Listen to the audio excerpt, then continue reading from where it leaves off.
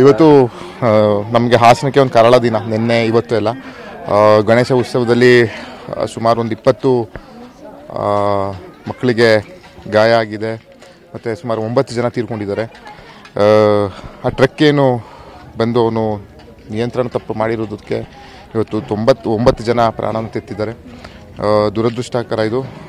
ಇವತ್ತು ನಾವು ಏನೇ ಧೈರ್ಯ ಹೇಳಿದ್ರು, ಏನೇ ಪರಿಹಾರ ಕೊಟ್ಟರು ಆ ಕುಟುಂಬಕ್ಕೆ ಅದು ನಗಣ್ಯ. ಅದು ಅವ್ರಿಗೆ ಭಗವಂತನೇ ಧೈರ್ಯ ತುಂಬಬೇಕು. ಸರ್ಕಾರ ಇವತ್ತು 5 ಲಕ್ಷ ಪರಿಹಾರವನ್ನು ಘೋಷಣೆ ಮಾಡಿದೆ. ಗಾಯಾಳುಗಳಿಗೆ ಸ್ವಂತ ಖರ್ಚು ಮಾಡ್ತೀವಿ ಅಂತ ಹೇಳಿದೆ. ಇಲ್ಲಿಯ ಸ್ಥಳೀಯರ ಒಂದು ಮನವಿ ಆಗ್ರಹ ಅಂತ ಹೇಳಿದೆ, ಸರ್ಕಾರ ಪರಿಹಾರ ಹೆಚ್ಚಿನ ಕೊಡಬೇಕು ಅಂತ. ಅದನ್ನು ಘನ ಸರ್ಕಾರ ಮುಖ್ಯಮಂತ್ರಿಗಳಿಗೆ ಗಮನ ತರುವಂಥ ಕೆಲಸವನ್ನು ಮಾಡ್ತೀವಿ. ಇವತ್ತು ಜಿಲ್ಲಾ ಉಸ್ತುವಾರಿ ಸಚಿವರು ಸಹ ನಾವು ಮನದನ್ನು ಮಾಡಿದ್ದೀವಿ.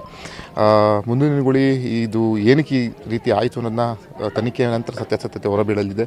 ಅದರಲ್ಲಿ ಚಾಲಕನ ತಪ್ಪೇನಿದೆ ಮತ್ತು ಏನೇನು ವ್ಯತ್ಯಾಸಗಳಾಗಿದೆ ಅನ್ನೋದು ಸತ್ಯಾಸತ್ಯಗಳು ತಿಳಿದು ಮತ್ತೆ ಈ ರೀತಿ ಮರುಕಳಿಸಲಿದೆ ಅನ್ನೋ ರೀತಿಯಲ್ಲಿ ಮುಂಜಾಗ್ರತಾ ಕ್ರಮವನ್ನು ನಾವೆಲ್ಲ ತಗೊಳ್ಳುವಂಥ ಕೆಲಸವನ್ನು ನಾವು ಮಾಡಬೇಕಾಗಿದೆ.